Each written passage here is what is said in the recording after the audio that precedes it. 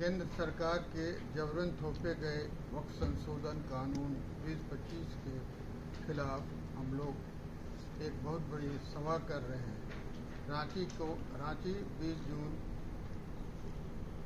2025 केंद्र सरकार द्वारा जबरन थोपे गए वक्फ संशोधन कानून 2025 के विरोध में all India Muslim personal law board के तत्वाधान में एक ऐतिहासिक जनसभा का आयोजन किया गया है। ये जनसभा 22 जून रविवार को संध्या 5 बजे बरियातू पहाड़ी मैदान रांची में होगी। यह जानकारी हम दे रहे हैं आप लोगों के। यहाँ तहफ़्फ़ुज़ औक़ाफ़ कॉन्फ्रेंस रांची के हम संयोजक हैं और इस प्रेस विज्ञप्ति जारी करते हुए मैं दे रहा हूँ। हम ये कहना चाहते हैं कि केंद्र सरकार के द्वारा बनाए गए नए वक्फ कानून के विरोध में all India Muslim personal law board देश भर में विरोध प्रदर्शन कर रही है।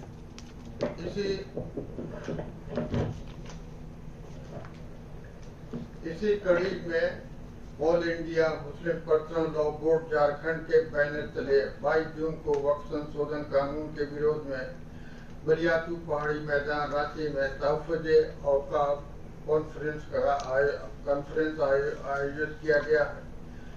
इस कॉन्फ्रेंस में तमाम लोग जो यहाँ आ रहे हैं बाहर से, उसमें हमारे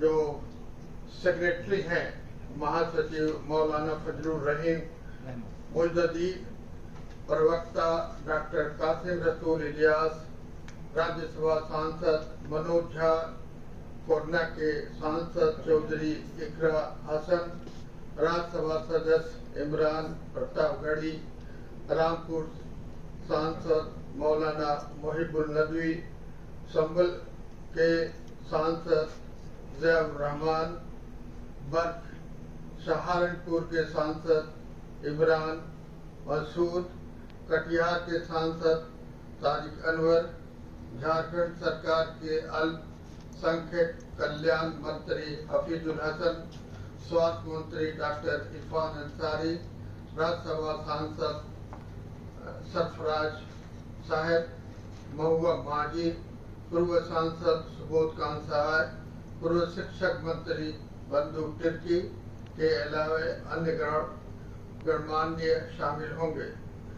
मैं ये कॉन्फ्रेंस की जिम्मेदारी लिया हूँ और मैं सारे लोगों से अपील करता हूँ कि इसमें जितना मुमकिन हो सके हर एरिया से लोग आएं और इस कॉन्फ्रेंस को एक सक्सेसफुल कॉन्फ्रेंस बनाएं। जिनका नाम आपने लिया वो लोग कंफर्म हो गए हैं कि आएंगे? हाँ, कंफर्म हो गया। सिलसिले में जी के सामने रखी है, मैं भी कुछ बातें रखना चाहता हूं सिर्फ इस प्रोग्राम के ताल्लुक से। 22 जून इतवार के दिन शाम 5 बजे से यह प्रोग्राम होने जा रहा है।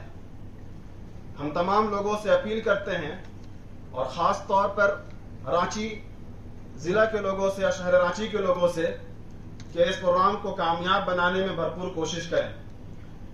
और चंद गुजारिशात ये है कि जब लोग प्रोग्राम के लिए आएँ तो जुलूस की शक्ल में ना आएँ, नारा लगाते हुए ना आएँ। इसी तरह हाथ में किसी भी तरह का कोई बैनर, पोस्टर, तख्ती ना हो। पुरअमन तरीके से आएँ, शांति के साथ आएँ और शांति के साथ वापस चले जाएं। इस प्रोग्राम को हमें हर तौर से कामयाब बनाना है और हमें कोऑपरेट भी करना है ज़िला प्रशासन का, सरकार का, क्योंकि हमारी ये लड़ाई सिर्फ और सिर्फ वक्फ अमेंडमेंट एक्ट 2025 के खिलाफ है और उसी के खिलाफ हम ये सभा कर रहे हैं, ये कार्यक्रम कर रहे हैं। और आप हजरात को मजीद ये भी इत्तला देना चाहते हैं कि जो लोग बस के जरिए से आ रहे हैं, 4 व्हीलर के जरिए से आ रहे हैं, 2 व्हीलर के जरिए से आ रहे हैं, उन लोगों के लिए बेहतर इंतजाम किया गया है। तो उसकी वजाहत मैं कर देना चाहता हूँ कि जो लोग करमटोली चौक होकर बरियातू की तरफ आएंगे जहाँ प्रोग्राम होना है, तो तकरीबन वहाँ से आधा किलोमीटर की दूरी पर और 500 मीटर की दूरी पर गाड़ियों को रुकने का इंतजाम किया गया है, उसके लिए रखने का इंतजाम किया गया है। बस से आ रहे हैं, बस के लिए भी एक चांडिल मैदान है, वहाँ इंतजाम किया गया है बस के लिए, 4 व्हीलर के लिए। ईदगाह मैदान में भी इंतजाम किया गया है, इमली मैदान में भी इंतजाम किया गया है। और जो गाड़ियाँ बूटी मोड़ होकर आएंगी बरियातू पहाड़ी मैदान के लिए, तो वहाँ से मैदान से आधा किलोमीटर और 500 मीटर की दूरी पर भी गाड़ियों के लिए इंतजाम किया गया है। बस हो, 4 व्हीलर हो, 2 व्हीलर हो, 3 व्हीलर हो, जो भी गाड़ियां हैं उनके लिए बेहतर इंतजाम है। हमारे रजाकार रहेंगे, वह हर तरह से आपका कोऑपरेट करेंगे। और मैं आपसे भी दरखास्त करता हूं, आप मीडिया वालों से, कि आप जरूर उस प्रोग्राम में उस दिन रहें और प्रोग्राम को कवर करने की कोशिश करें।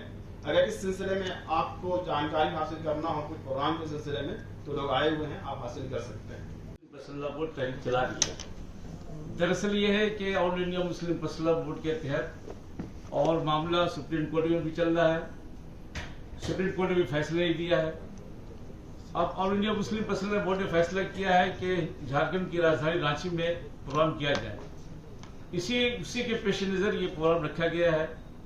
जैसे कि अभी डॉक्टर्स ने बताया, हमारा साहब ने बताया, असल ये है कि तमाम मुसलमानों से और तमाम वो लोग जो सेकुलर मिजाज के लोग हैं और हमारे साथ शामिल हैं, उनसे तमाम लोगों से गुजारिश है कि तहफ़्फ़ुज़ औक़ाफ़ कॉन्फ्रेंस जो बरियातू पहाड़ी मैदान में मुनक़िद हो रही है, इसमें सब लोग शामिल हों, क्योंकि ये लड़ाई बड़ी लड़ाई है और इस लड़ाई के तहत हम सबको जमा होना ज़रूरी है और हर धर्म के लोगों को जमा होना ज़रूरी है।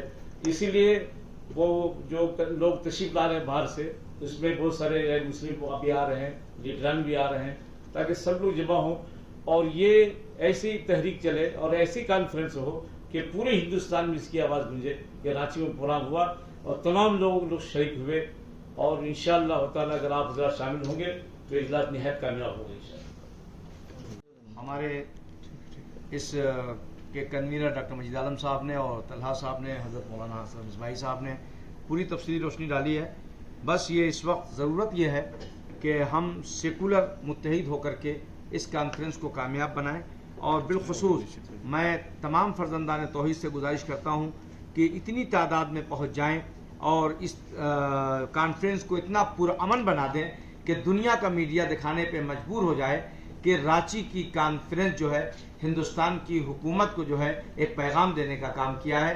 और हमें यकीन है इंशाअल्लाह कि कॉन्फ्रेंस तारीखी होगी, चूँकि ये रांची ज़मीन जो है ये बहुत तारीखी ज़मीन है। जब भी हिंदुस्तान पे कोई वक्त आया है तो यहाँ से मुस्लिम मुशावरत हो, चाहे जमीयतुल उलमा हो, चाहे मुस्लिम पर्सनल बोर्ड हो, तमाम तंजीमों ने यहीं से बीगुल बजाया था।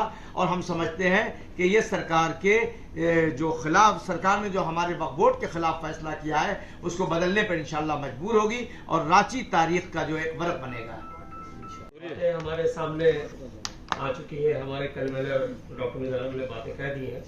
सिर्फ 2 बातें आपके समक्ष अर्ज है। देखिए, ये जो अमेंडमेंट लॉ है, एक्ट बन चुका है 2021 से, ये सिर्फ मुसलमानों की लड़ाई नहीं है, बल्कि ये दस्तूर बचाव की भी लड़ाई है, संविधान बचाव की भी लड़ाई है।